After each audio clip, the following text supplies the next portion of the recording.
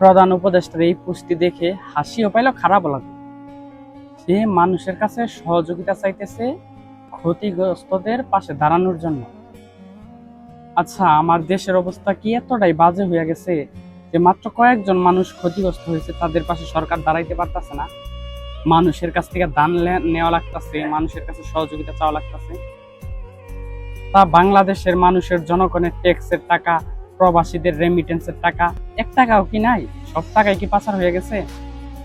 আমার দেশের রিজার্ভে কি এক টাকাও নাই? সাধারণ কয়েকজন মানুষ ক্ষতিগ্রস্ত হয়েছে, তাদের জন্য সহযোগিতা চাওয়া লাগতেছে সরকারের। তো 18 কোটি মানুষের পাশে কেমনে সরকার দাঁড়াবো? 18 কোটি মানুষের দায়িত্ব কেমনে সরকার নিব? আমার দেশের কি এতটা করুণ অবস্থা হয়েছে যে মাত্র 200 জন মানুষ ক্ষতিগ্রস্ত হয়েছে বিমান দুর্ঘটনায়, তাদের পাশে মানুষের দান নিয়ে দাঁড়াইতে হবো? সরকারের কোনো দায়িত্ব নাই? বাংলাদেশ ব্যাংকে কি কোনো টাকা নাই? সরকারের তো বাজেটে থাকে অসহায় মানুষদের জন্য, ক্ষতিগ্রস্ত মানুষের জন্য একটা আলাদা বাজেট থাকে, সেই টাকা গেল কই? মানে আমার দেশে যেই আসে, আমার মাতৃভূমিতে যেই আসে, সবাই নিজের পেট ভরার জন্য আসে, আমার মাতৃভূমির ভালো করার জন্য কেউ আসে না।